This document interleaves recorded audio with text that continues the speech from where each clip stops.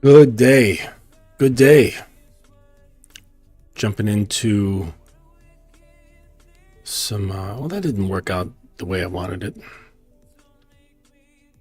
Let's see here.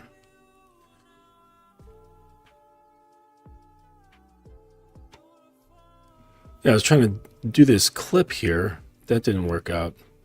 Let's try that again. Oh, because I put it in backgrounds. Ah.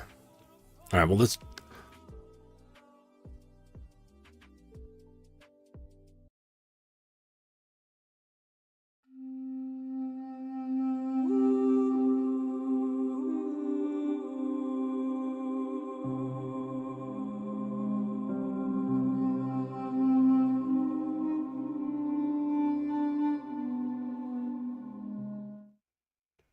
Yes, that's better. Much better. That's what I was going for. Let me just check my audios, make sure everything's in the right place before we begin. This is the Dominance Academy. I'm your host today, Mr. Justin. Hope you guys are having a good day. It's fucking cold in New York right now. This morning when I was walking my dogs, it was 18 degrees.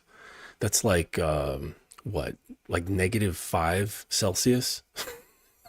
Just crazy. Fucking crazy. So, but yeah, I hope where you're at, it's warm. Let me just, okay.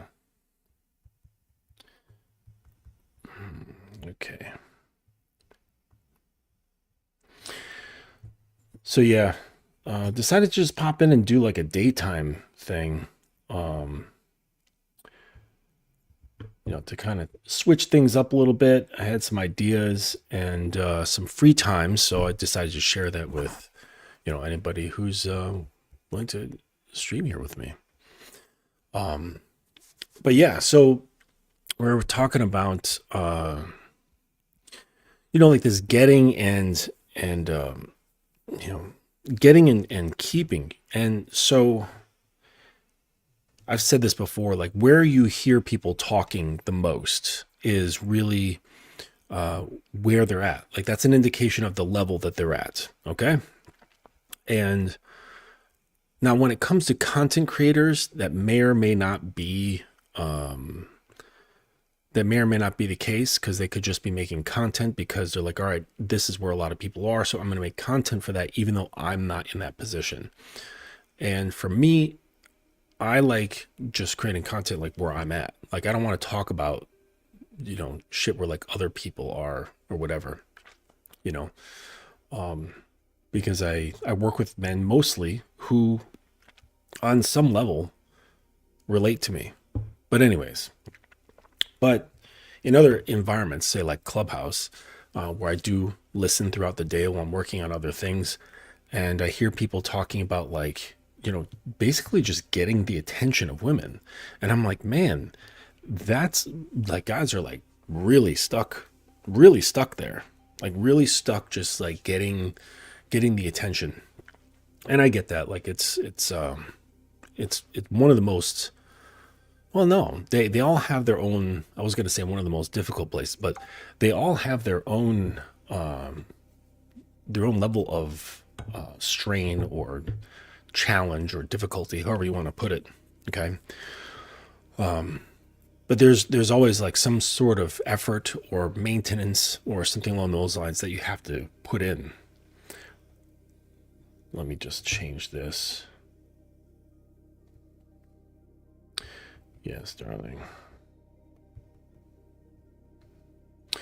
But yeah, so you always have to put in some kind of energy, because that's what creation is all about. Like, and a lot of guys, they'll take that as a burden. And they're like, oh man, you got to do this when you want to get our attention. You got to do this when you're just starting to see each other, or you're at the talking stage. You got to do this when you're in a relationship. You got to do this when you're in marriage. And it's like always like this position of looking at being with a woman as a burden of all this shit that you have to do. So that tells me that a lot of guys just want to kind of like relax. Like they want to have the thing that feels good, but they don't want to have to do anything in order to create or maintain. Okay. And so I don't see it in terms of burden. I look at it as a creative endeavor. This is my thing to create, including her. All right. And if she's not willing to be part of that creative process, meaning like she's not coachable, for example, she doesn't have an open mind, right? If she's like very rigid thinking and she puts up a lot of resistance to direction and coaching, then, she's stopping up my creative process. And, so there's no point in having someone around who's like that. You know what I mean? It's like, I studied sculpture a long time ago. And I was talking to my professor about stone, and because there's so many different types of stone that you can use, and the classic one is marble, but marble is fucking expensive, especially good marble that's it's been tested, so it's not gonna like crack and things like that. And I said, I'll just use like in the yard, because in the sculpture department we had this huge building that was like off campus, and had this huge like trash area where there was like different materials, things that people didn't use, and just kind of collected. And there was this big piece of granite, and I was like, "Oh, I'll use the granite. It's free." And he's like, "You sure about that?"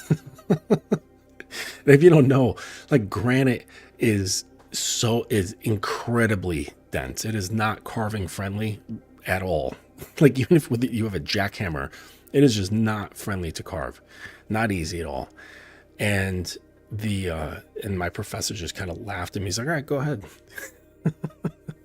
and I worked at it for like, I don't know, maybe an hour, and got nowhere, or got very, very little progress.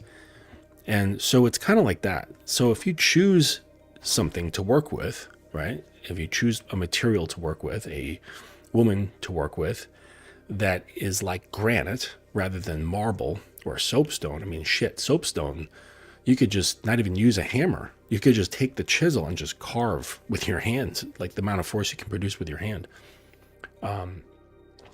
Soapstone is really, really soft. So if she's more like granite, you're just going to be wasting energy, wasting time, wasting resources, and and it's hard to get that back. Because like people say like, "Oh, that's all renewable." Yeah, but those things all exist within a time frame. They exist within time. Like time you can't get back, but the things you spent within that time, you also can't get that back. Like, I mean, except for the tangible stuff. So, it's important that you choose wisely. Like regardless of like how attractive she might be, how sexy she is, how well she sucks your dick, how good she looks in lingerie. Like it doesn't really matter, right? Or if like maybe she came from this really great family and they're all fucking millionaires. If she's granite, like what use is the girl? It doesn't matter. Okay? Softness matters. Coachability matters. Hey there, kitten. I hope you're feeling better. You didn't really update me on that. But I hope you're feeling better. And while she's here, a shout out to her. Happy birthday. Happy New Year, as I like to say. I say Happy New Year for birthdays because it's your new year. Okay? You've just passed, you're about to start another circle around the sun. So it's your new year. So that's the way I like to look at birthdays. So I always say Happy New Year to people. So back to the content at hand. We're talking about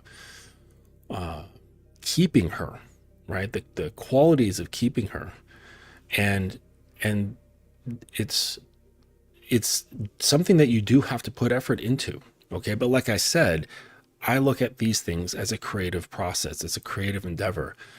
And it just makes things a lot easier when you have direction and skill and she is pliable.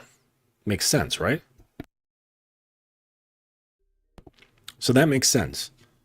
Direction and skill plus pliability equals a greater chance of something to be created. Okay. And, and then like a girl could be pliable, but she gets with a dude. Maybe he's really cute or something like that. He's very handsome, but he doesn't know what he's doing. He's only driven by sex, and that's it. And she's like, oh, like I really wish he would lead me. But he's not. He doesn't care. He's just like, open your legs, and that's it. Or there could be somebody who has, like, the guy could have great skill and understanding and a desire to create and lead, because leading, that's just another, it's just creativity. It's just creating something. That's all leadership is. I mean, in a very distilled sort of way. But the girl is not pliable. She's like granite. Okay. And then the worst combination is when there's a granite girl and an unskilled man, and they come together. That's just the worst, Like that's saying, like, here, carve this, and you give somebody a lump of granite, and they just look at it. They're like, what do I do? Like knocking on it, like rubbing it with their hands. Like, I don't know how to make this change shape. They're yelling at it. Kind of reminds me of in Dune, the first Dune movie from 1987, I think. And Paul Atreides, he was with the elite warriors. So there's the Fremen, who were the warriors of Arrakis. And there was a smaller group of them that were the most skilled, and they were called the Fedaykin. And he's with the Fedaykin, and he was showing them his special technology, which was based around sounds, which, by the way, was not in the novel. That's something that was added to the films. And so they had this module around his neck, and it transformed sound and certain words into force that transmitted through like some sort of like hand blaster thing. And so there was this big, like this very, very hard stone, like monolith sort of thing. And he called over one of the Fedaykin and he said, break this, So he's like, hit it. So he punches it. And he's like, kick it. He kicks it. Nothing happens. And he says, yell at it. And the guy's like, break. And everyone's laughing a little bit. And he's like, stand back. And he, says some word. It's like, So I think he says like cha da or something like that. And when he says da, the sound comes out of the gun, bursts the thing into pieces,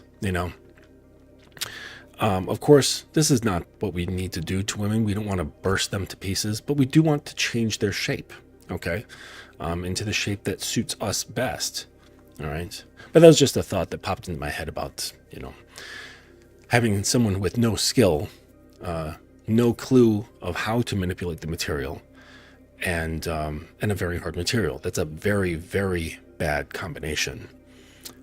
Especially when combined when the person who has no skill wants to do the changing. That's very, very tough. Tough combo to want to do something and not know how. Very tough combo. So, but a lot of guys, like in their efforts, they can bring about the attention. Maybe they can start talking. Maybe they can start dating. Maybe they can start fucking. But the possibility of keeping the girl there is either just seen as too much effort, or it's seen as like a big mystery, or just like accepting defeat. Like, oh, she's just gonna find somebody else. The whole like red pill thing. She's not yours. It's just your turn. So you're just like accepting defeat, and you're like, yeah, whatever. Like I'm just biding my time until she hops to some other guy, until she branches to some other dude. And it's like, well, that to me just says like, you don't know what to do. So you're just accepting of like what happens on the average. And, I get that. Like, you can't blame somebody for not knowing something. So let's see here.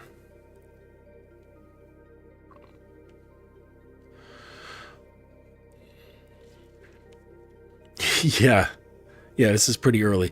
I had some time. So like what I'm like actually publishing my first book on Amazon, and it's like it's geared as like this sort of like an ancient scriptures of wisdom for dominance, right? So imagine like, some ancient wise old dom that has like some sort of maybe a mystical or sacredness about him, and he wrote this book of like these various lines, and they're just little like 2-sentence things kind of put together.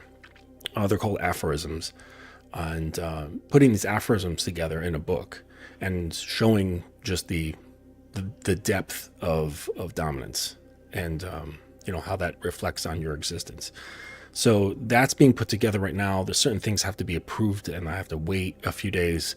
So hopefully by Friday, that'll be available on Amazon. I'll be sure to plug the links and all that stuff.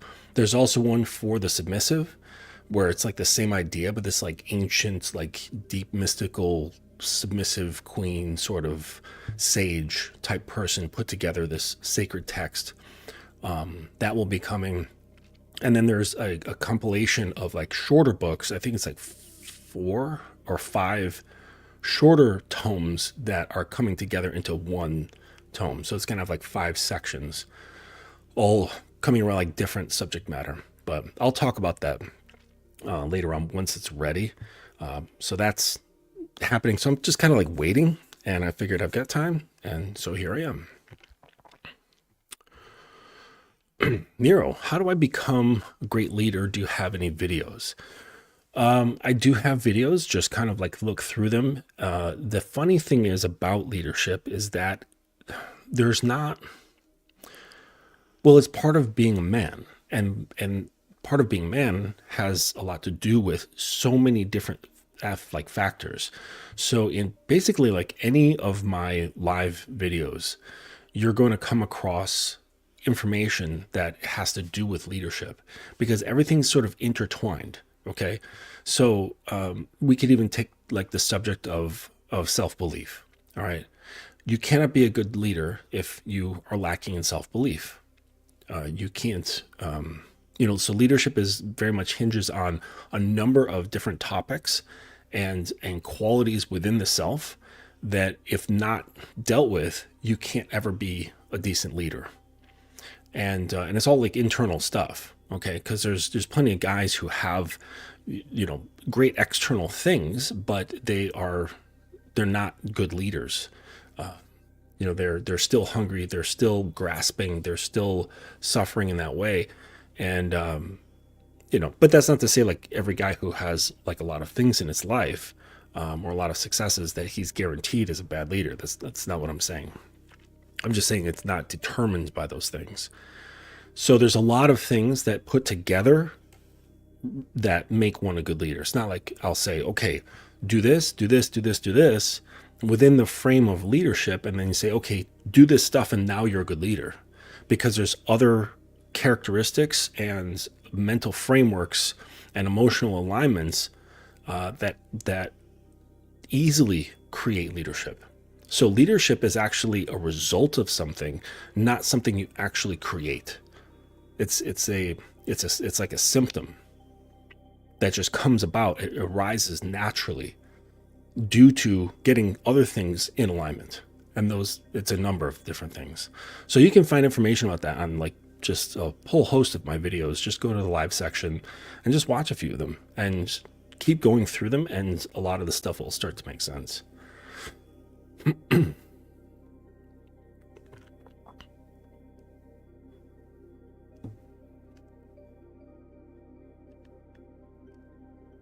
Crazy. There's like something like beeping or something outside. All right. How do you deal with the aloneness that arises as I get over my fears? I've gotten over a lot of my previous fears. They held me back: social interactions, public speaking, interacting with women. So you're drawing a parallel between aloneness that arises and getting over your fears. So you felt less alone when you were afraid? That doesn't make any sense. I don't see the correlation between these. So, but aloneness, that's a different thing. I can mention that. You should never feel alone. Actually, no, aloneness is not a problem. Let me rephrase that. You should never feel lonely. Lonely as a man is not possible. All right. Because I am always in the best company, which is me. I love, and that's not like from a position of cockiness. It's from a position of self-appreciation. stillness in your mind, stillness in your spirit. Okay. Like I'm not scattered. I'm not looking for something because I don't have internal anxiety, because I'm really fucking comfortable with who I am and where I am. So I'm always in great company. I'm never bored. I'm never anxious. I'm never feeling lonely. But loneliness and the state of being alone are two different things. Like right now I'm alone. Okay. I mean, minus like my dogs and their buddy who's visiting. But, so in terms of humans, like, yes, I'm alone, but I'm not lonely. I'm never lonely. So that's if you are feeling lonely, that's something to look into. That's an opportunity. That's not like something, oh no, that's bad, I have to contend with. It's a doorway. It's a doorway that you can explore yourself and learn about what's going on with you. Okay. But I don't know how that relates to getting over your fears. Not at all. So let's talk about the topic here, about keeping a girl. Okay. Keeping a girl. So most guys have this completely backwards idea of what actually makes a woman stick around. They obsess over all the external stuff: money, height, abs, the perfect fade, the right kind of watch, the curated Instagram feed, a fancy lifestyle. You know, look, I'm not going to lie to you. Those things help. They get her attention. They make you notice you, and they can make her think, okay, this guy might not be a total clown. But here's the truth that it's harder than most men can handle. None of that actually captures a woman. Okay, so you'll see, say like this, Instagram celebrity on a boat or in a resort, and he's like surrounded by girls. Okay, and you say, wow, he's got these girls. Okay, but I would say the minutes that, let's say, he got out of shape, or maybe he, let's say, got into a car accident and he was no longer tall because he was always in a wheelchair. Let's say he had some kind of crazy financial thing and there was a fallout, and now instead of having, $500,000 to his name, he now has like, $20,000 to his name. Those girls are going to vanish. Okay.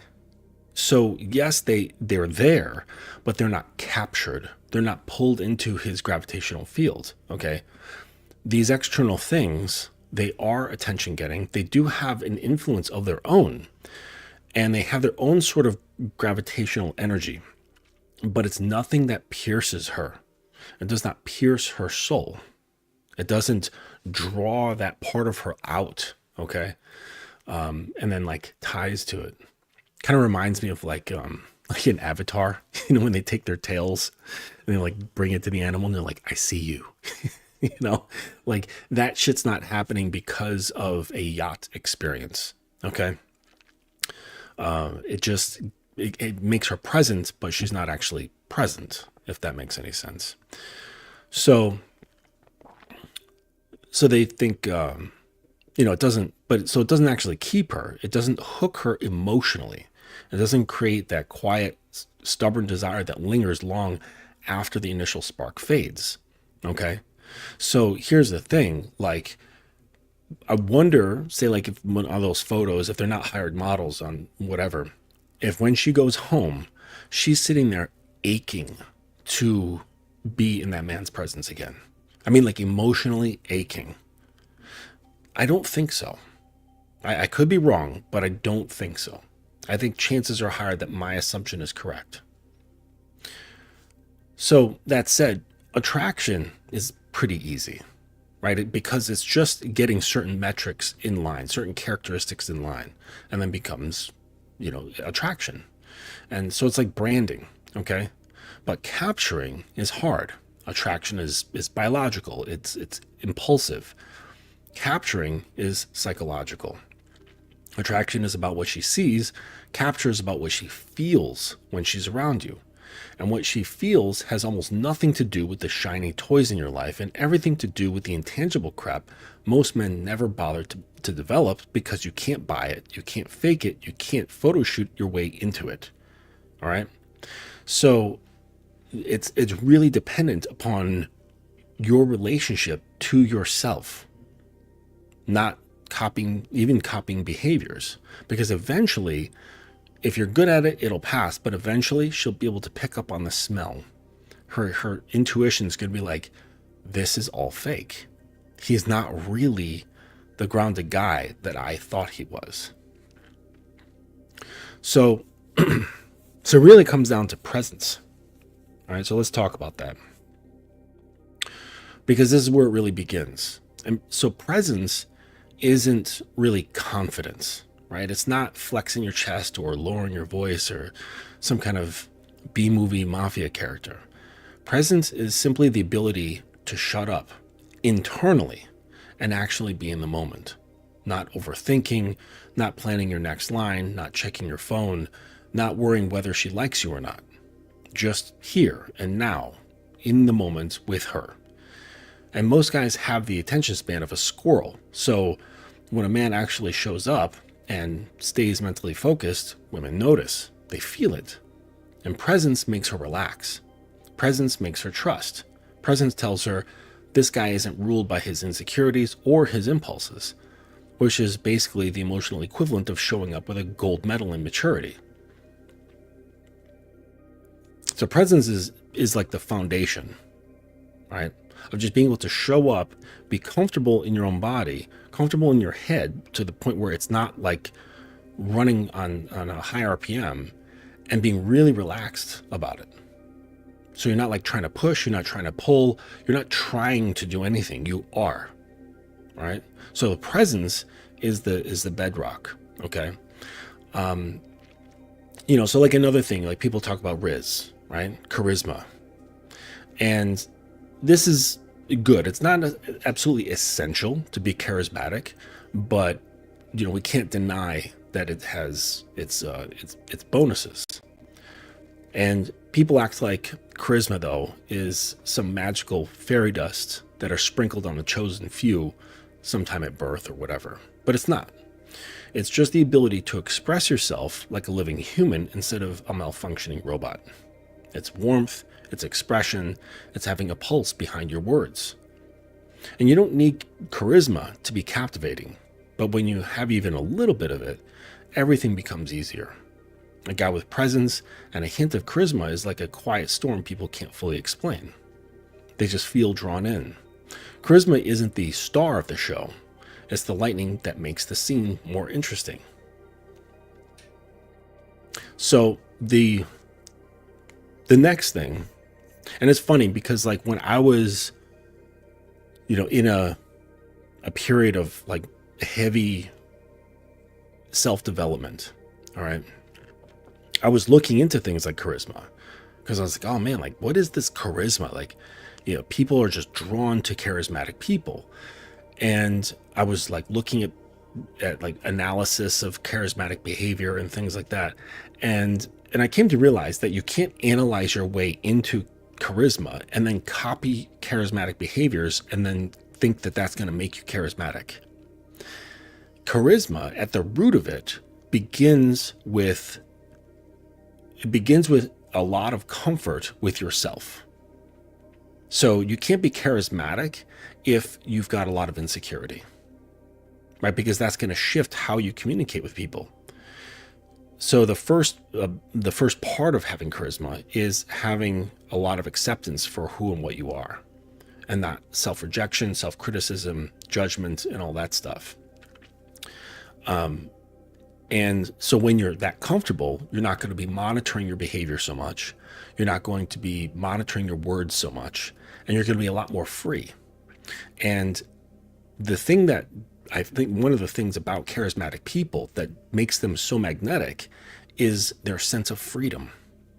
Because a lot of people walk around in their own cages that they've made for themselves because they're afraid to kind of step out. They're afraid of being judged, criticized, trolled, or whatever. So they kind of restrict who they are.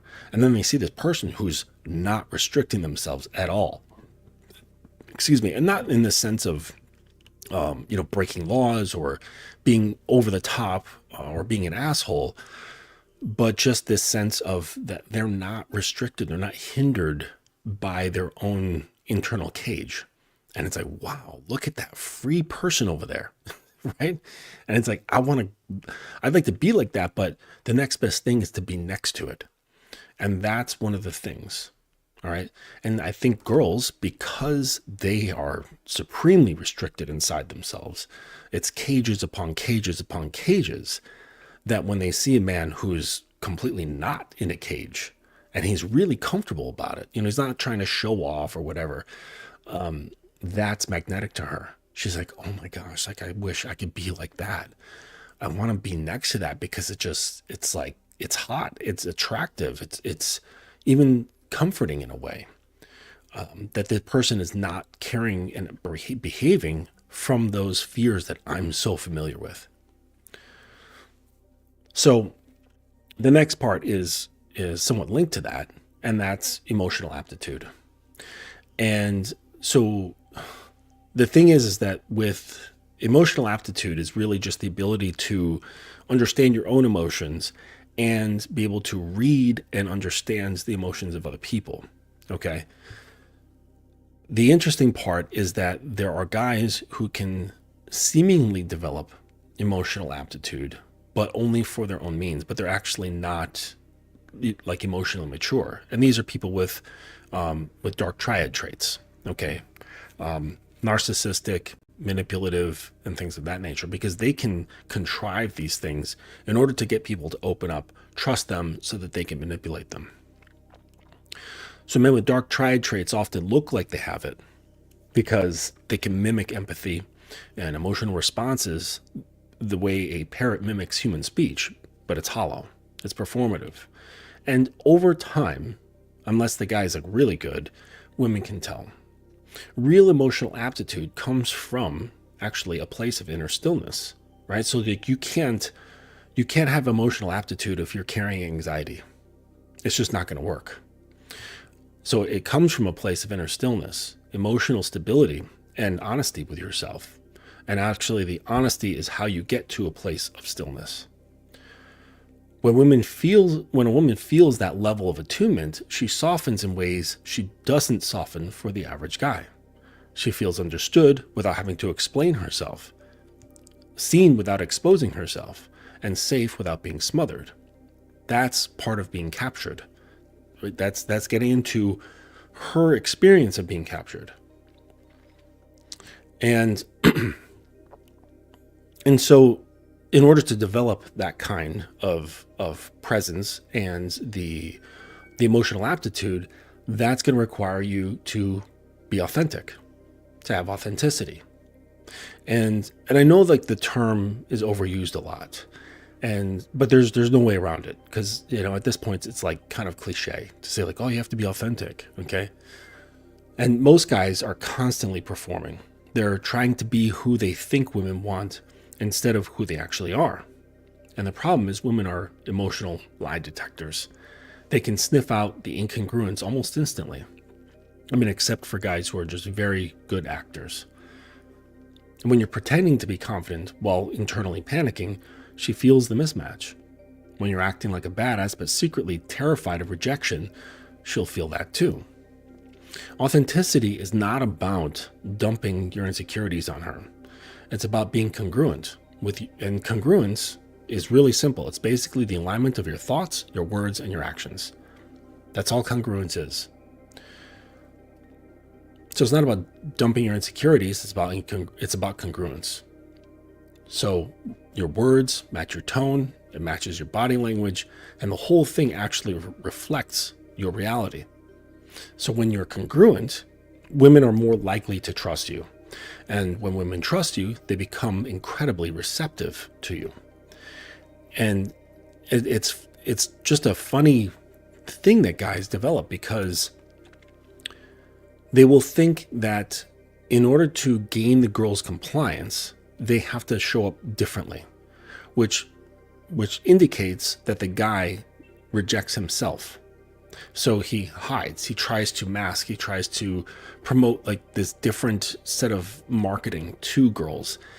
And he's already falling flat. Like he's falling flat before he even opens his mouth, before he even interacts with a girl, because he's starting from a baseline of self-rejection, that he's not good enough. And then that is a doorway, because that's a belief. And so the real question is not how do I get the girl, but more importantly, how did I arrive at that belief? And are the explanations for how I arrived at that belief justified and true? Is it a justified and true belief? Or is it just something I came to believe because of me feeling about myself during certain times in my life, based around how other people were treating me? So I came to the conclusion that I'm unattractive, that I'm undesirable, that I'll never get with girls or whatever. So you see, like the real truth, the real pathway was really not about getting the thing that you wanted. And when those certain situations don't turn out the way you want them to, it's actually an opportunity for you to look at the truth. And the truth is going to be behind your discomfort. It's going to be sitting behind your anxiety. It's going to be sitting behind your fear. That's where you're going to find out who you are. And you'll find out that the who you think you are is likely a culmination of beliefs and perceptions that you didn't choose, that you adopted through certain experiences and came to certain conclusions which became beliefs. But none of it was factual, nor was it consensual, nor did you choose it. It's just something that happened, okay? But I don't want to go too far down that rabbit hole. So in light of that seriousness, something that really helps keep a girl around or wanting to be within your sphere is playfulness. And this one separates the men who feel heavy and exhausting from the men who feel refreshing and compelling. So playfulness doesn't mean acting goofy. It doesn't mean crack jokes like some sort of comedian. Playfulness is simply the ability to not take yourself so damn seriously, not to take her so damn seriously, and not to take life so damn seriously. The ability to break tension, all right?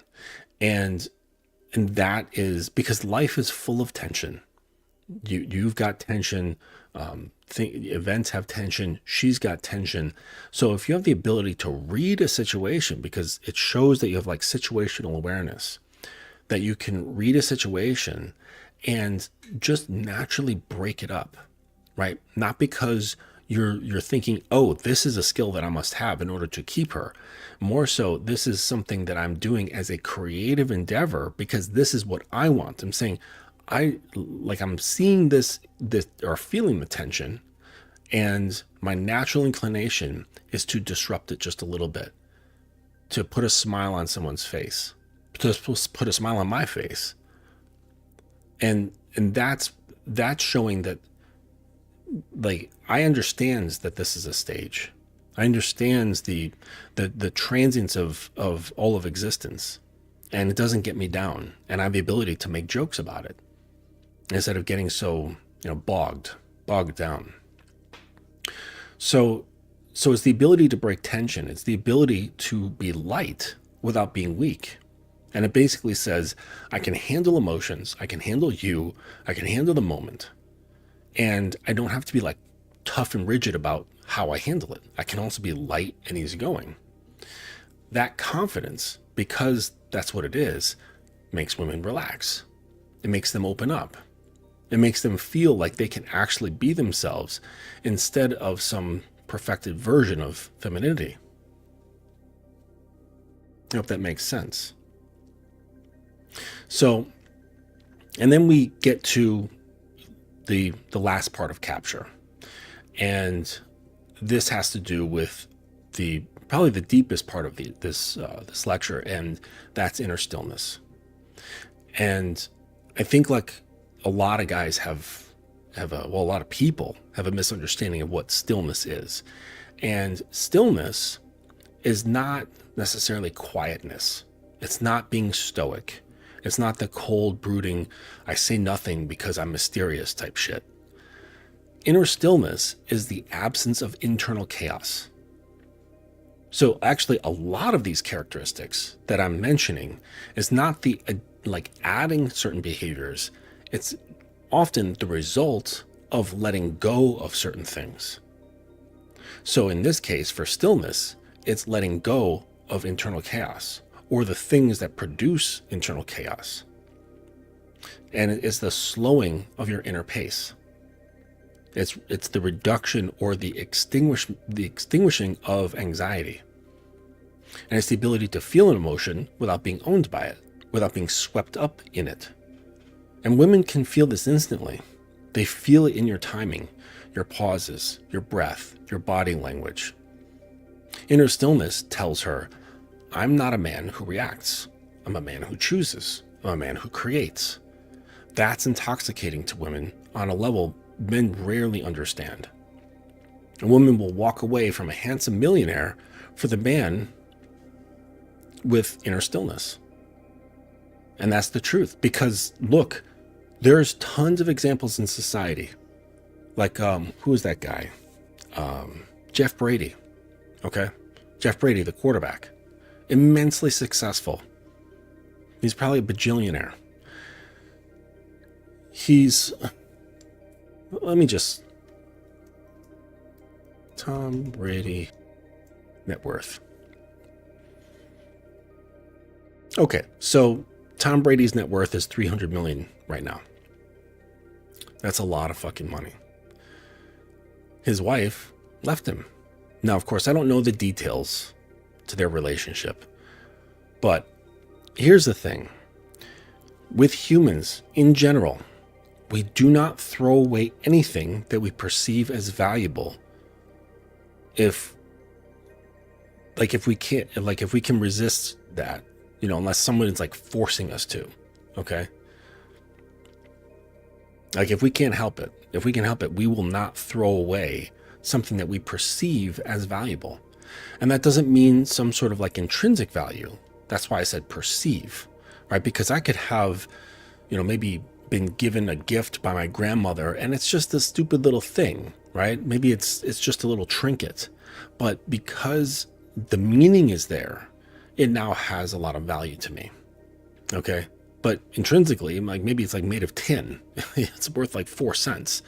But to me, it has perceived value. And I will not throw that thing away.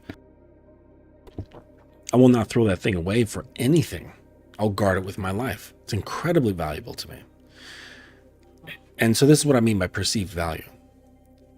And people just don't do it. People do not throw things away that they perceive as valuable.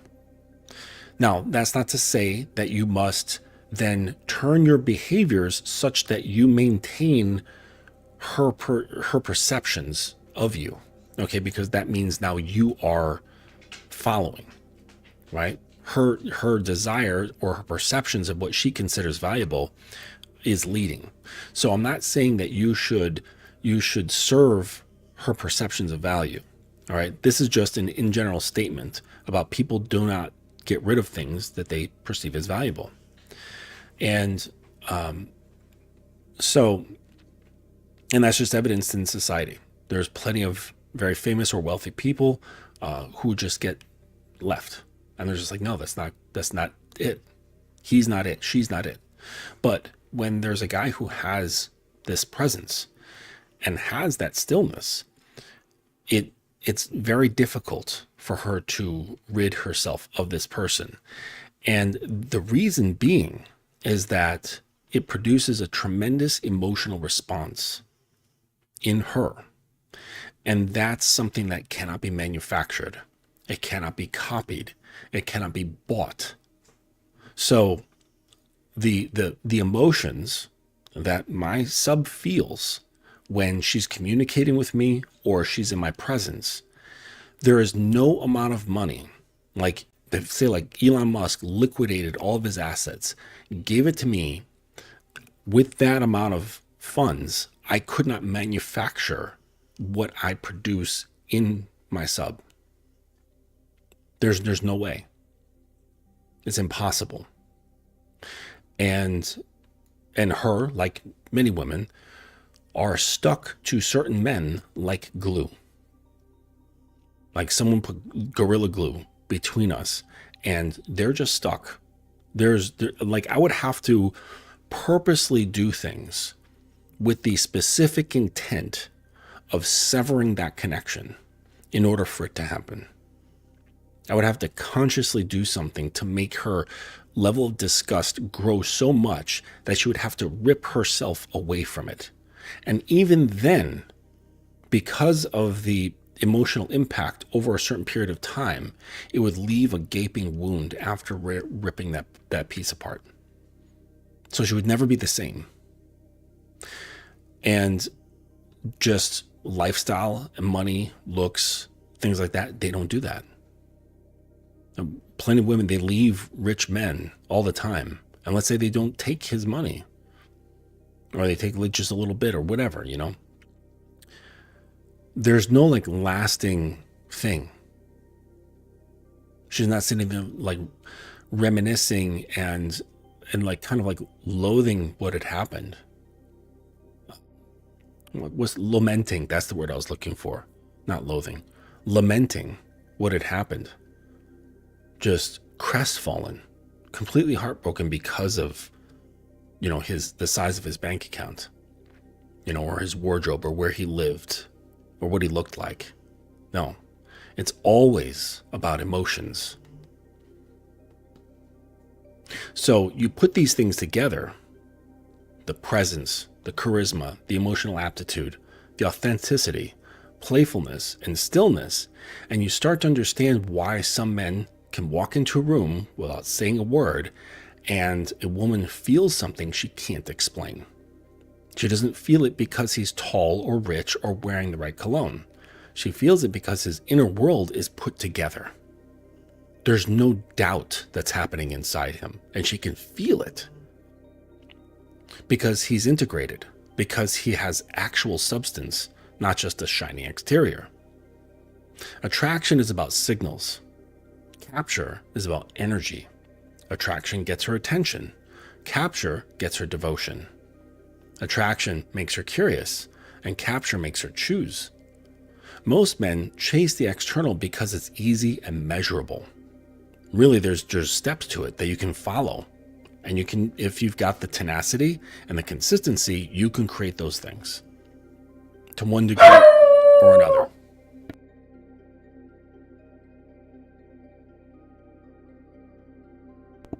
My one dog, he just flips out like anybody walking by the place. He's like, goes nuts.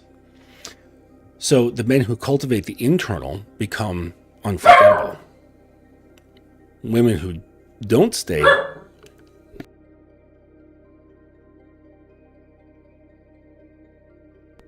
little asshole. So women who don't stay with a man because of what he has. They stay because of how they feel when they're in his presence. And those intangibles shape that feeling more than anything else. And that's what captures a woman. So I wanted to like jump back to what I was saying about feeling something she can't explain, or picking up something that she thinks is off. And I'm remembering this book that I used to read when I was a kid. Well, a book that my mother used to read for me. And there was this amazing author. He was the author and illustrator. Look up his stuff. Like if you're into like, I don't know, just good art and good stories. His name is Bill Peet. P-E-E-T. And he was, I think, big in like the late 70s and 80s, if I remember. But there was this one story called Cowardly Clyde. And it was about this Clydesdale horse, and he had a rider who was a knight. And the knight was way too cocky. He just believed he could take out anybody. He was ready to be a hero, always like going through villages and stuff with his chest puffed out, saying like, you know, bring on the ogres, bring on the giants, bring on the fire-breathing dragons. We'll kill them all, you know. And he was just super overly cocky. And the horse, who was a coward, he was like praying like, Oh my God, I hope that we never come across anything like that, because I am not prepared. I know I'm a fucking coward. And so he would like, they'd be walking from town to town, going through them, and there was often like dogs on these farms and in these villages. And no matter how much the Clydesdale would present himself as like this strong steed, right? The dogs knew, and they were always barking at him and nipping at his heels and things like that, because they could smell it. Dogs can smell like fear, discomfort. Actually, they can pick up on all kinds of emotions very easily. But the fear, that's what sets them off. And they were just going at him. They could tell that he was full of shit. And then the story went on where there was an ogre. And of course, the knight was like, come on, Clyde, we're going to go kill that ogre. It's in the deep, dark woods. And they went in there and they saw the ogre was asleep in the trees. And the knight was like, well, I could kill him while he's sleeping, but that's not fair. That's not honorable. So the knight wakes him up. He wakes up the ogre. And the ogre's like, wakes up and he's like, oh my gosh, I'm going to eat these things. Little knight, little horse, a good snack after my nap. And then he goes after him. And then Clyde and the knight, they just start tearing through the woods back into the sunlight, into the fields. And of course, the knight was like, what are you doing? Like, stop being a coward. Like, get back there and fight, And the knight gets hit by a tree branch, but Clyde just keeps running. And he gets to the end of the forest and he realizes that he's alone. His knight is not there anymore. And he goes back in. He's like, fuck, I can't just like run away. I have to go get him. And he finds the ogre and the knight. And the ogre's just toying with him. Like, he could kill him instantly. But he's just playing with his food. And he's like, all right, I have to stop this somehow. So the horse sees the tail of the ogre and bites it like really hard. And the ogre like was shocked, but not because it hurt, but because he's never been bitten before. He's like, what the fuck is that? And he turns around and he sees this horse. And he's like, oh, you want to play? We're going to play. And so Clyde just starts running and back out of the forest. And the ogre is chasing after him, just gaining on him. And right at the edge of the forest, by the open field, he gets Clyde by the tail. And his fight or flight kicked in. And this time he was fighting instead of flighting. And he starts pulling and pulling and pulling. And he just starts pulling the ogre out into the sunlight. Once it fully hit the sunlight, he blew up in a big, as Pete would call, a big kerfuffle. And he was gone. All right. And then the knight came out and he was like, all super prideful. And even though he knew that he didn't do anything, but he took all the credit because he was full of ego. And he's like, we killed the brute. We smited him to nothingness. He'll never come back again. And, but then the real thing is that Clyde was now changed and he's walking through the farms and the dogs are like kind of backing off because they can sense that what's changed in him is real. And they're like, oh, okay. Like, this guy's not a bitch anymore. He's the real deal. Like, he's faced himself to the point where he's super comfortable and we can tell that he's brave. He has some groundedness in him that we can't really fuck with anymore. And so the manufactured stuff doesn't work. What's brought about, through situations, through challenging yourself, that's what changes you. That's what makes you the real deal. That's what allows you to show up authentically. And what's funny is that the behaviors, the way they look, they're relatively the same. Clyde was behaving the same by perception, but what's happening inside was completely different. And those dogs, those women, they could feel something different and say, wow, okay, there's something different about him. I can sense that he's comfortable. He's not nervous. He's not afraid. He is not carrying anxiety. He kind of doesn't care about whether I find him this way or that way, or think he's like this or think he's like that. Like, at that point when Clyde came back from that adventure, he wasn't even really paying attention to, oh, do the dogs think I'm cool now? They weren't even really in his awareness. He was just kind of enjoying his walk after, confronting and slaying an ogre. He didn't care about the dogs.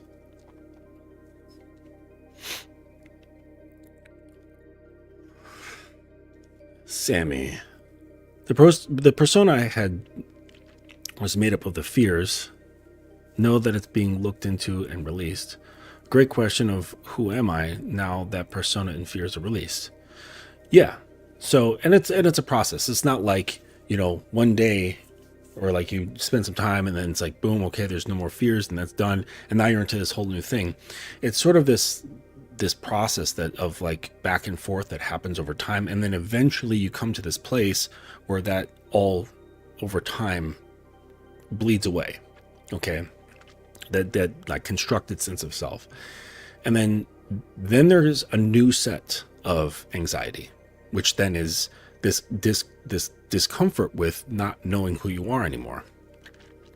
And so if you want to learn more about that, look into it's the four stages of self-awareness according to the Gnostics. All right. And Gnostics are not, where am I? So Gnostics with a G, Gno, right? STIC, Gnostic. And it's a very, very old, like psycho-spiritual philosophical tradition that dates back to the 1st century AD. Really, really old stuff. So they have these four basic layers to personal development. And so the first one is the Nigredo, and this is what they call like the darkening. And this is the process that involves the burning away of the dross, seeking the prima materia, the original, pure, uncorrupted matter of self. And this is symbolic of a rebirth. And fire is a critical element to achieve this. This is why it's not easy, right? There's a burning away, and it's uncomfortable, right? And in psychotherapy, this stage is represented by facing the shadow, which I talk about a lot. Okay, and this stage refers to a blackening of mood, right? It's not like, oh, I feel great now and everything's happy because I've faced my shadow. No, it becomes, and this is where the phrase the dark night of the soul comes from. And the process of internal conflict and facing one's undesirable qualities, it's so intense and it's confrontational. So that's why it feels bad when you do this. And then this fire burns away the misconceptions, the self-criticism and guilt, and it is the death of the previous identity, creating the possibility of the birth of a new self. So, but once this is done, you're kind of left in this like weird, like void state. And it again, doesn't feel good. Okay. It's a blackening or darkening of the soul. So the next stage after that is the albedo. And this is the whitening or the emergence of soul life. Okay. When light comes into play. And during this phase, there is a withdrawal from the world and intense reflection on the direction and purpose of one's individual life. And the soul rises from the psyche and its essence is extracted. At the end of the stage, there is a heightened spiritual awareness and purpose. And, you don't have to go the way of like spirituality if you're not like that. This is purely like a psychological process. Putting in parts in here about like spirituality or the soul, that just becomes like some sort of like a symbol that you can latch onto to kind of help bring some grounded semblance to what the fuck is happening. Okay. But it's not necessary. So that's the rising up. The Citrinitas is the third stage, and this is the yellowing or the rising of the sun. And the rising sun is a symbol of a mystical experience and contains aspects of revelation. And it can be in many forms, but it's experienced as a vision, a big dream, or intuition of our truth. And this is, it's like a coming to clarity. And that's when like the lights really turn on. It's the yellowing, the rising of the sun, when you can see now because there's so much light. Okay. And then the fourth level is the rubedo, and that's the reddening. And the spirit that was freed in the previous stage needs to be united with the psyche again. And the spirit that has been awakened now needs to be expressed appropriately and more authentically in the life and work of the individual. And this is the stage of adjustment and realignment with authentic goals and personal purpose. So if you want, you can look up, there's this channel called, what's it called? This Jungian Life. Or you can just do a search for the 4 stages of psychological alchemy. And it's, I'm not a Gnostic, okay? Because if you look at Gnosticism, it can get really trippy and really like way the fuck out there in terms of their belief and understanding of like different layers of reality and certain like entities controlling this thing and controlling that thing. And, we're in this particular stage, and it just gets like too meta for me. I'm in it just for the psychological aspects of it. And this is the same thing that Jung did. Like, when he was looking at psychology, he looked at Gnosticism and was like, oh, that stuff really makes sense with what I'm doing. So he like incorporated what was useful and just didn't really pay attention to what was not useful to his purposes. So kind of like Bruce Lee in that way. And so you don't need to go a deep dive into Gnosticism, because it gets weird just like any other belief system. But this part of it, these like 4 stages, I think it's very helpful for at least using those stages as sort of like a working map of what you're going through when you start questioning and piecing apart your like peeling apart your sense of self that you had, and then the processes of kind of putting things back together. Okay. But, it's really important to kind of like look at your beliefs. And the beginning parts of the Nigredo stage is really just looking at your beliefs, your internal dialogue, the stuff that you say, and catching yourself on the things that you say about yourself or women or society or this thing or that topic or whatever. And you have to like kind of stop yourself and say like, well, is that belief a justified true belief? Or is it something that I adopted from my religion, from my family, from fucking YouTube, from Red Pill, from this, from that? Or is it something that I experienced myself and came to a reasonable conclusion about it? And that's really the challenge. And it can be something about yourself. It could be something about women. It could be something about society, whatever.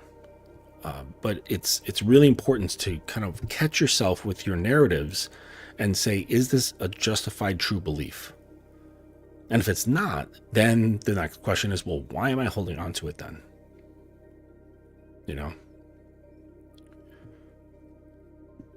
Like there's plenty of guys, for example, who they hold on to these red pill beliefs about women. A woman will do this, and then they back it up with the acronym AWALT. All women are like that. And like, can I say that? So if all women are like that, why aren't I saying that stuff about women as well? Why? Is it because I'm making everything up? No.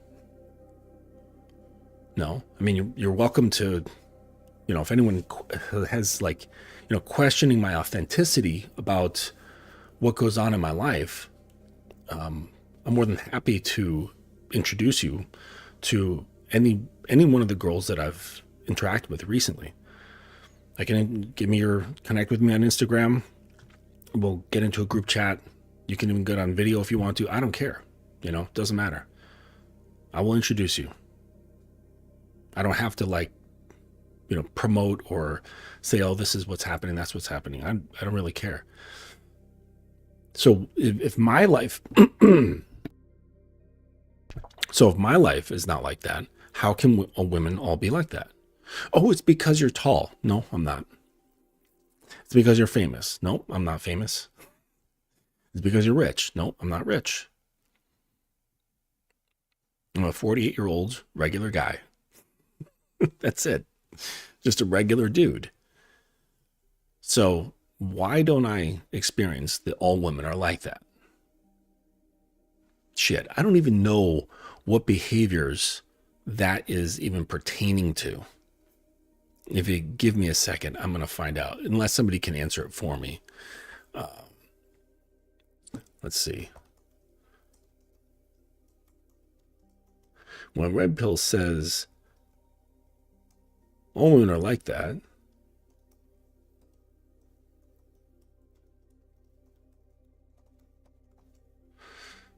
what behaviors are they talking about? Let's see. Oh, so this is, hypergamous filtering. They think every woman scans for the best man she can secure, status, strength, competence, desirability, and that is instincts, and that instinct never turns off. Okay. Well, like, who cares? You know? What? So do red pill guys expect girls to get with what they perceive as less than desirable?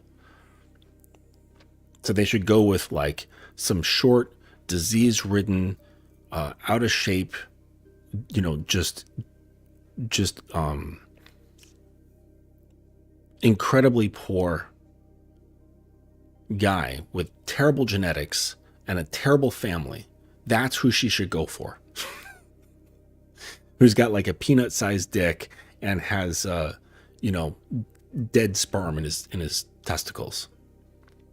No, she shouldn't go for the best that she possibly can to ensure the safety and the progression of her genetic lineage. She should go for the lowest of the low, right? She should not go for that. She should ignore what could possibly be the best for her genetics and just go for something terrible instead. Or suboptimal. It's like, hey, like every organism goes for the most optimal thing, especially when it just comes to genetic lineage, right? That makes sense. Okay, my guys will say, well, no, it's not about that. It's about like his lifestyle and stuff. And it's like, well, then that's not hypergamy, right? Because hypergamy isn't that driven by instincts, right? Procreation instincts. Let's see what else is here.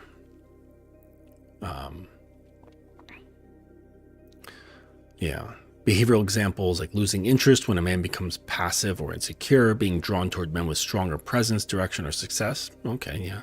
Comparing even subconsciously the man she's with to potential alternatives. Yeah, I mean, that's just fucking nature, Like birds do it, sea lions do it. Like it's, I don't know. I think the problem is that humans think too much. Emotional logic over rational logic. Not irrational, just emotion first. Responding to how a man makes her feel, not what he says. Shifting moods that dictate attraction or desire. Being influenced by vibe, tone, and presence more than argument. Okay, so that I could agree with. Maybe I'm wrong. Maybe all women are like this. Because I have no problem with hypergamy. That's natural. That's just nature. Emotional logic over rational logic. That makes sense too, right? Because I just talked about how important it is that how a woman feels about you is more important than just about anything. Let's see, testing strength, consciously or not. Oh, shit testing. Yeah, because she doesn't want to get caught up with a fucking loser. Right? Like, why would you want a woman, like if you had like a sister, right? Or your daughter, are you saying that you wouldn't want her to bench test men? Right?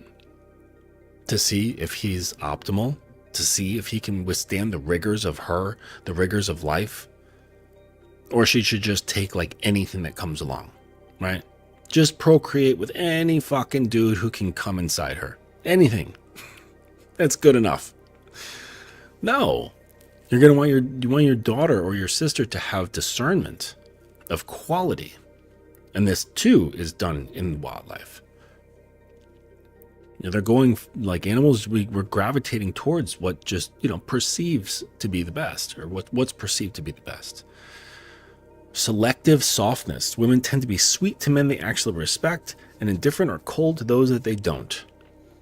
So melting for one man while dismissing another. Okay.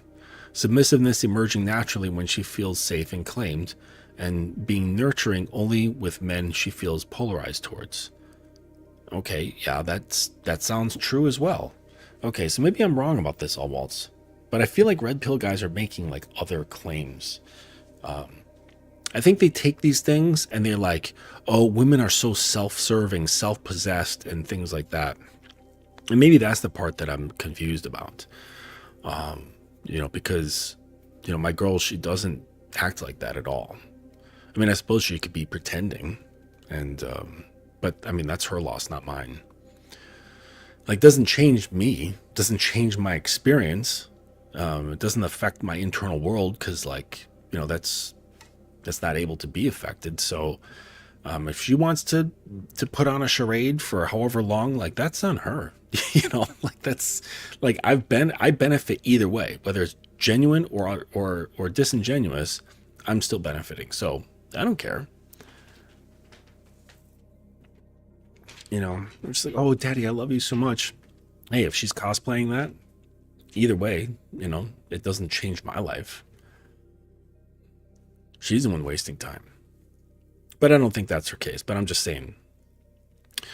Desire for leadership, sexual duality. They believe every woman has a good girl, dark girl split. Polite exterior, deeply erotic interior. Wanting a man who can pull out the darker cravings. Being more sexual with the right man than with previous ones. Duplicitous. I think that's the word. Social calibrations. Women read social dynamics like a radar. They assume men don't. Conditional loyalty. This is the controversial one. Red pill believes a woman's loyalty is tied to how she feels about the man today, not to abstract duty. I could understand that. But generally speaking, like when you think of like high level characteristics, let's say like courage, integrity, loyalty, things like that. You're not, what comes to mind is not a woman. And that's not to trash women. I'm just saying that like these are just characteristics you think of when you think of a man. And so, but if I were to say other characteristics like mutability, flexibility, sensitivity, those sort of things, right? You would think more so of a woman, right? Because they are the ones who take form. They take the shape of something else. Typically, like your sense of an idealized man, he's not going to do that. He is his own shape. And the idealized woman, she takes his shape. She's the liquid that pours into his vessel. So, and takes the shape of that vessel, whatever it is. Okay? So it makes sense that, her loyalty is tied to how she feels about the man. And if that feeling shifts, then she's going to become less loyal. And not some sort of like abstract duty. But I also think that it comes from certain bubbles, okay? So like to the American woman, this makes sense, okay? But if you go to, say, like certain parts of Africa, certain parts of East Asia, certain parts of Southeast Asia, where there is a strong sense of like duty to the family, fuck how you feel, that this is a position that needs to be fulfilled, regardless of how you feel about it. That makes things different, right? Because there's tons of situations where the guy is just awful, or he's awful due to being unaware, but his wife, children, whatever, they all stay with him because it's just been ingrained into the culture for generations and generations and generations. We're talking like hundreds of years. So there's no idea of like, maybe the emotion will be pulling, saying like, ugh, I don't like how this feels, I want to go away. But there's this sense of like cultural duty that says, I cannot, I will not, because that's like a social sin. So I think that's kind of where there's a problem here, because I think when guys are looking at women in this way, they're really looking at Western women. So it says here, like, the red pill uses Awalt not to insult women, but to say these instincts exist across all women, no matter their personality, upbringing, or culture. But yeah, I don't know. Maybe I'm just misunderstanding, because I feel like when guys were saying Awalt, it was more of an insult. Like all women are like that. And I think to me that makes sense, because the guys who are usually talking about this stuff is often coming from a place of pain. But I guess I don't know, I'm more just focused on my own experience rather than trying to analyze hers. And I think due to that, I'm enjoying much more like a fulfilling experience, as with regard to my interactions with women, because I'm really just primarily concerned about me. I'm thinking about what I want to paint, not how the canvas feels about what I want to paint or what their thoughts are about what I want to paint. And the more like calmly convicted I am in my creative process, the more accepting and relaxed the canvas is to what I want to do. And the more, if I were to shift into putting more attention, awareness, and wonder and energy to wondering how the canvas is and trying to figure that out, and then appealing to that, makes the canvas not want to be painted on. It's a weird thing. And you think like, well, geez, it's happening to the canvas. Shouldn't we take that into consideration? It makes sense that that's the most reasonable course of action. Ask the canvas first, then paint. But it's like, the canvas is like, yeah, but like, I get your intention. Thank you. But I didn't want you to have to ask. I just wanted you to do it and hope that we're in alignment. Not you trying to become in alignment by asking me, by figuring me out. I just want you to do your thing with like complete conviction. And if we're all in alignment, then like, great. I'm just hoping that we're in alignment. I just want you to show up authentically and just sketch and then paint whatever the fuck you want to do. And even having to explain that ruins it. Like one of the best things, it really just explains a lot of girls and like the mentality when they're like talking about, say, like hooking up with some guy. And they're like, I don't know, just like, I don't know, we met at this like cafe and we were talking, and then like one thing led to another, and then like we were just like making out in the, in the back courtyard. And it just happened. And that's really what they want to feel. They don't want to have to instruct or anything like that. They just want to be able to say, it just happened. Because, like, say, like the characters in a novel, to them, things just happened. They didn't realize that they were part of a process, that someone created the experience and all that stuff.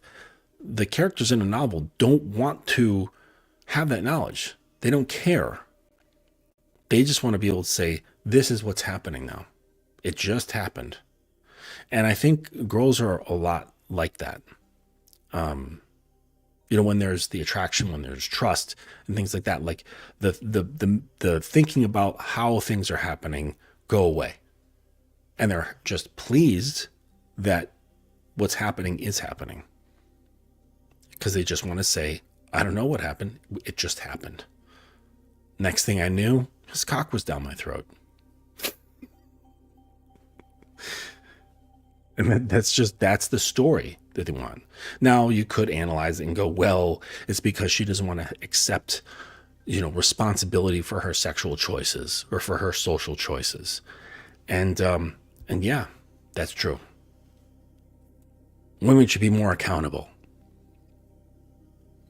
And, honestly, the guys who say that, they're just pissed off because it wasn't their dick. Really, that's the simplest answer. But the thing is that to be accountable is to be more like the container.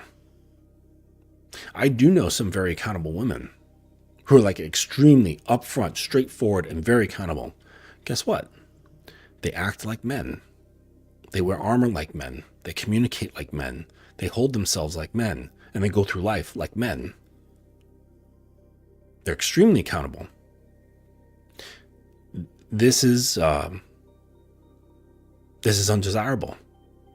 So it's like what you're asking for doesn't exist. It's like, well, I want her to be soft and feminine, pliable, moving and variable, but also be accountable. So you want the water to be a solid and a liquid at the same time. It doesn't work that way. Or I want her to be solid when it benefits me and liquid when it benefits me. Now, this isn't to say that you should accept a woman's aversion toward accountability. It just means that the only time you can address it is when she is in your container. Because in your container, part of its construction has to do with honesty and accountability. Taking ownership of yourself. So you create the standard for that container. So it's like whatever comes into it now must abide because it's partially constructed of that. So now she must abide. If she can't, well, she gets poured out. It's as simple as that. Or she will just feel that she has to leave because it's just going to be uncomfortable. Just simply by your example, not by like grilling her or doing this, say or do that, nothing like that. Because your presence alone is going to be in such stark contrast. Your honesty and your integrity and your presence is just going to be such stark contrast. And she's going to have fear of showing up in the same way. So she might leave. Or you're going to have to pour her out. That's it. And that's okay, right? Because we can't expect everyone to be on the same wavelength, can we? That's silly. But for the girl who is wanting to be on your wavelength, who shows that it's not that much of an effort, right? Shifting to your program is not that great of an effort, meaning that where she's at was already close to where you're at. And it makes it easier if where you're at is more defined. It's understood.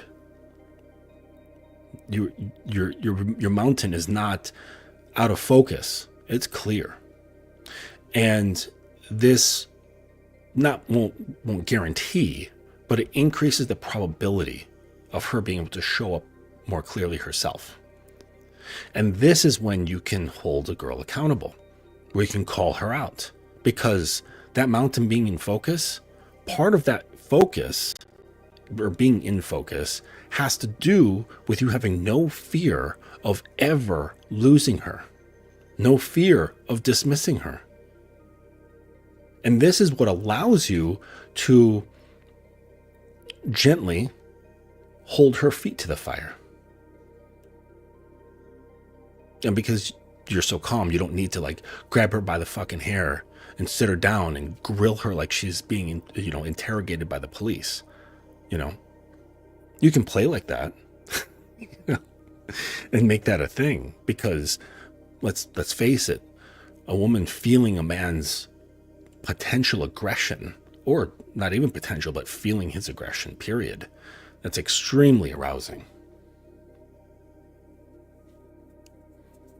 That would be fun. Set up like a table. You can maybe like set up a thing where like you, because those cop tables, what do they have? They've got like this like metal like bracket, and then the handcuffs are attached to that. Of course, you don't want to, you could make a bracket into your table, but that would be kind of ruining the table. But you could just put a strap around it and then put like a carabiner through that strap, kind of like simulating that, and then put cuffs on her and link the cuffs to the carabiner. You sit her down, get yourself like one of those big fucking powerful flashlights. You know, the kind that's like shaped like a box, and you press the button with your thumb. It's like this big. And set it up on like a shelf or something like that that's nearby, where it's just shining in her face, you know, and then you just start grilling her. Right? Think, like, plan the dialogue, like what you would be grilling her about, accusing her of this and making her admit to this or that or whatever. And that would be one fun way to go about it. Going to sleep, kitten? Yes. Okay. Hang on 1 second.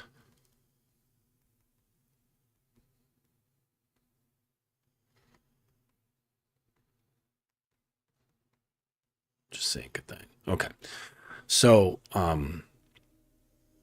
but yeah, you could totally make that into a thing. You know, turn it to like a strip search, or a strip, like then strip search, a cavity search. You know, I think you need to search these things. You know, I think you might be hiding drugs in here. You know, put on your latex gloves, that sort of thing. Make it a whole thing. You know, feeling your aggression, feeling your power. But the thing is that, like, you know, once she's bought in. My point is that once she's bought in and she has chosen to, like, willingly be on your program, and you have no fear at all of losing her in any way, that's when you can make her accountable to her own behaviors, to the things she says, the things she does, and sometimes even how she thinks. Right? That's when it gets deep. When you can start addressing her thought patterns, you know, and influencing them, that's when it becomes very powerful indeed. So, okay. All right, guys, I'm going to pull this one to a close. I hope this was helpful for you. Yeah, to just know that keeping a woman should not, first of all, it should not feel like a burden. If it feels like a burden, I think you need to reevaluate, because, you know, or do just a shift, a perception shift, and see it as a creative process. You're creating the thing that you want to be in. Okay. So understand that. Okay. Reframe what you're experiencing as something that you are creating, and therefore I think that will be less of a burden for you. That's what I think. So yeah, and kind of go through this if you need to. Again, take some notes. But really, what captures the woman is everything that's internal about you, what's defined, what you know, and what you're very relaxed about. It's not the stuff. Social media has exposed and destroyed those stupid red pill beliefs. Social media did it. When we hear about guys like Tom Brady getting left, you know, like, how many rings has that guy won? You know, he's successful. He's you know, he's a handsome guy. I mean, his head's kind of shaped weird, but you know, he's tall and athletic, like, famous. Left. Tons of guys, tech moguls, just billionaires, actors, sports heroes, you know, say, like, badass lawyers, doctors, like, all these guys, just, they get left. So that puts to rest that, you know, looks, money, and status is the way to get the girl. It might bring her in. It might inspire some curiosity and give her a reason to spend time with you. But just because she's around doesn't mean that you have her. Having her is indicated by You being the first thing she thinks of when she wakes up, and the last thing she thinks about when she goes to sleep. And then all throughout the day, she can't stop thinking about you. And no amount of money is going to create that emotional shift. No amount of money. Like, it's impossible. Like my sub, and I don't say this to be like a bragger, but just to show the reality. Like, she worships the air that I breathe. And it has nothing to do with what I have. It has to do with how I've affected her mind. And I didn't go into it with this idea of like, oh, I want to affect her mind so that I can get to the position of someone worshiping me. It just had to do with, this is just how I am. I'm not trying to create an outcome. It just happened to be the case. And so that's an important distinction for you guys. Because anything you're going after ultimately controls you. Your impulses control you. Your desires control you. Your cravings control you. Right? That's why the Buddhists said the three major poisons that cause suffering in our lives is craving, ignorance, and hatred. You have these three things, or one of these three things, your life is going to be fucked. You're going to suffer. So she's here. I mean, it's kind of like, like if God loses a follower, do you think he gives a shit? No. You can't affect God. He's complete. Yes? He's not like contingent on, like, now he's feeling insecure. Oh, man. Now he's going to go get depressed and watch some, Lifetime movie and eat a tub of ice cream because some follower didn't want to follow him anymore. No. He's complete for all eternity. Yes? I mean, and I can't even say complete, but God is complete in all eternity, in every direction, in all timelines, in every reality. So why can't you feel the same way? I mean, if you're a believer, say at least in the Judeo-Christian versions of this entity, you are made in his image, yes? So what the fuck are you feeling insecure about woman not following you? Or what the fuck are you doing feeling excited because one is?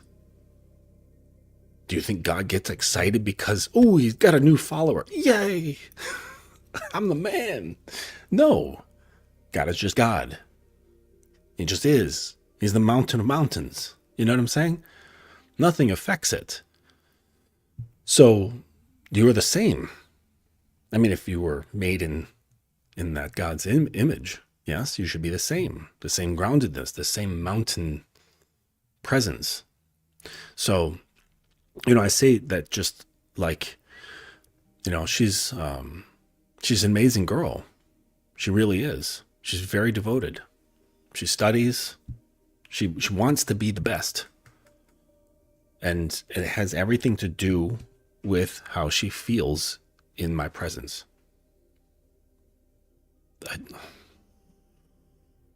Jeez. I'm just trying to think like what I bought for her. Okay, I bought her flowers for her birthday.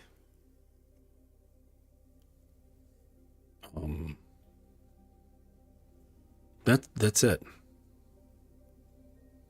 trying to think. No, that's it.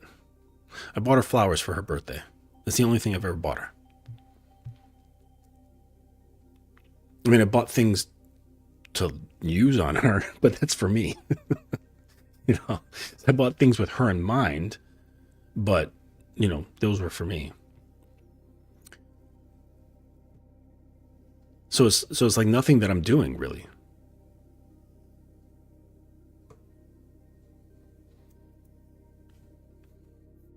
What's up, Stephen Mack? Welcome.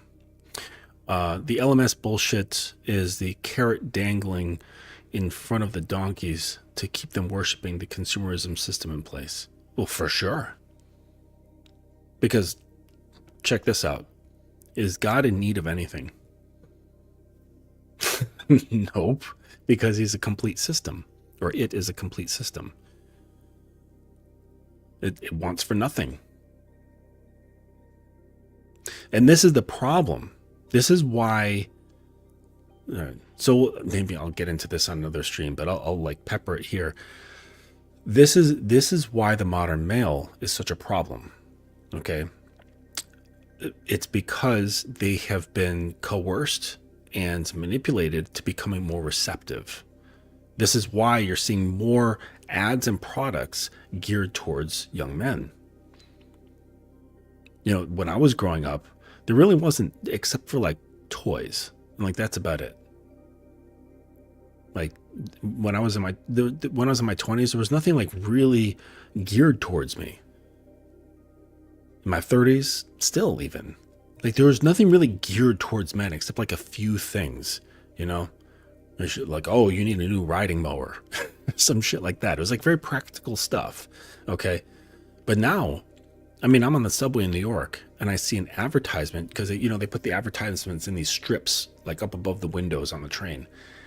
And there's like a man's picture there, and the advertisement is for L'Oreal makeup.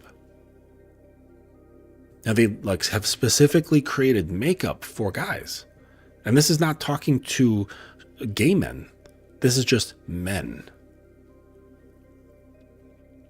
Now, if you want to wear makeup, whatever, that's on you. But the point is more so about the larger system at play. Okay? The consumerism system, because prior to a certain generation, men were somewhat impervious to consumerism. We got only what we needed, and that was it. And it was usually pretty practical, and it wasn't based around impulse. It was like, all right, this thing I need, or I'm doing this job, I'm going to go to Sears to get this one specific tool, and then I'm getting it, and I'm going home, back to my project, right? It's not like, oh, what you want to do? Let's go to the mall and shop. Like, my father's generation didn't do that. I didn't do that. I still don't do that. My grandfather's generation didn't do that. If they needed something, they would go get it and then be back. Like, that's it. It was really hard to penetrate. So this is why women were the largest aim for marketing and consumerism, because they have the emotions there. You make them feel a certain way that you can control their desires and impulses. So, as well as perception and belief. So men, there was a slow, like, absorption, or if you want to call it absorption, or chipping away, maybe like chipping away at that exterior, just like a tick, tick, tick, tick, tick over the years, right? And like this generation, they're impervious. The next one, just slightly susceptible. The generation after that, slightly more susceptible, and so on and so on and so on, to the point where the hermit crab has no shell. It's just this squishy little being. And you're like, we gotcha. All right, feed it in, boys. And you start plugging social media. Just, you ever see, what's this gun? I think it's called like the Firestorm. Look this up. It's like the fastest shooting gun in the world. And it can shoot like 50,000 rounds in 1 second. And it sounds like, that's how it goes. So if you hear like a machine gun and you hear it go, that pulsing sound is actually the sound of the air in between the rounds as it's exiting the chamber. Okay. This thing, Firestorm or whatever it's called, it's like just this big, like big box. And on one side of it, just riddled with holes in a grid. And they just go all shooting, I think, like in, not all at once, but like row by row. Just go like all the way down. And so the reason why it sounds like so rapid like that is because there's little to no distance between the rounds. So that's why there's no pulsing sound, right? But anyways, that's how the media, they were like, fuck it, pull out the Firestorm. And guys just got riddled. And then like addicted, and now they're in and fully manipulated, pulled apart, opened, and now they can just be fed anything. And they've lost their way. They're now susceptible, so easily susceptible and addicted to our phones, and just easily getting in. This is why I am preaching to you guys almost all the time to guard your mind. Do not consume endlessly. Do not consume without purpose. Just eating for the sake of eating makes you into their puppet. It makes you just easily controlled, easily shaped. You're not a man no matter how fucking weights you pull at the gym. If you are controlled by forces outside of you and how to think and how to feel, you've lost. I don't care if you're fucking 6'10" and 410 pounds and you can push 1,000 pounds. I could give a fuck. You're weak.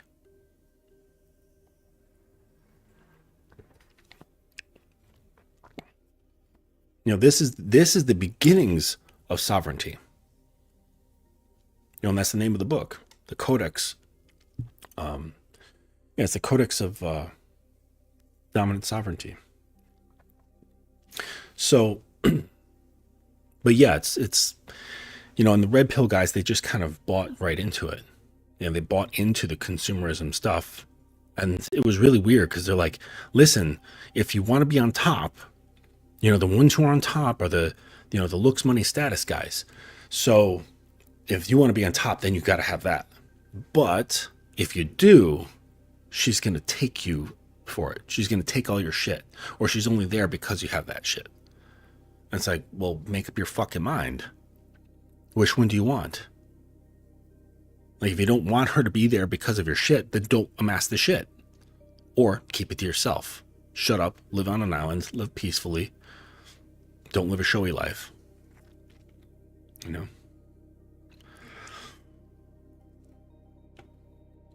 But yeah, that's a good point.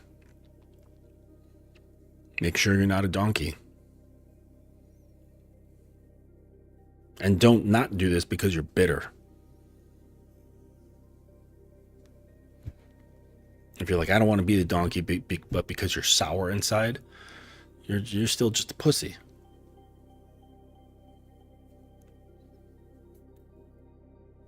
Okay. Anyways. All right, I'm going to go chill, finish my coffee, and just relax, get back to writing. The mind is the most valuable real estate on a human. Yep. He who controls it controls the shell outside of it. Ads convince male, get this watch, Bugatti, and the girls will want you. Yeah. And my question is, why do you want girls to want you?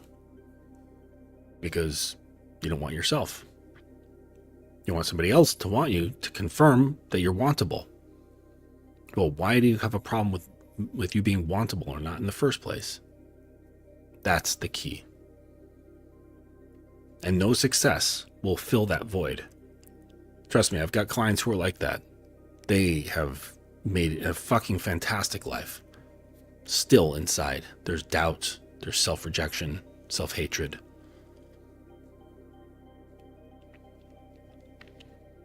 So it can't be filled by, it's like, you want to deal with your inner shit? You need inner shit tools. You want to deal with your outer shit? You need outer shit tools. Makes sense, right? You don't take, carpenter's tools to fixing drywall. You use drywall tools and materials. That's why they make drywall screws and they make wood screws. It's for a purpose. So you want to get shit aligned. Don't use the outside to fix the inside, and don't use the inside to fix the outside. They're separate. But I promise you, you'll have less strain if you first deal with that inside shit. Then the outside might be a little bit easier, because you won't give a fuck as much.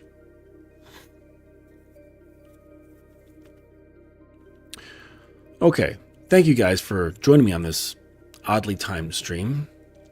It was nice having a break from the regular schedule.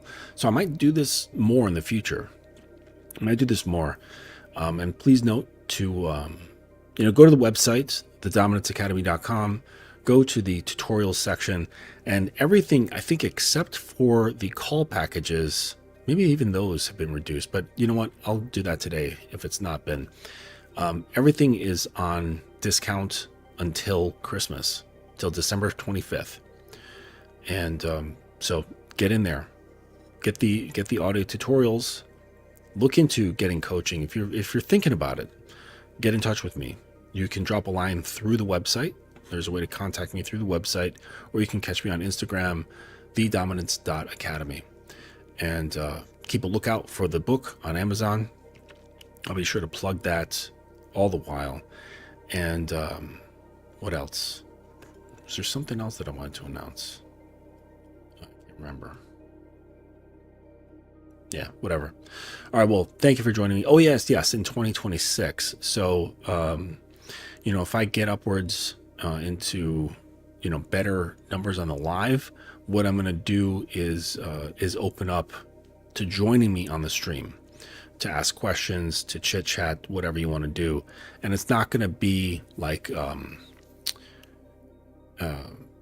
camera's not necessary. So if you even want to get some coaching on air, if you're open for that, you can come up, or if you just want to ask questions, you can do that. So in 2026, I'll be starting that and sharing the link, and it's not going to be like a panel. It'll be just one at a time, just like a call, right? It's just call without having to call. Okay, that is it. I appreciate you guys for joining me, and we'll see you on the next one.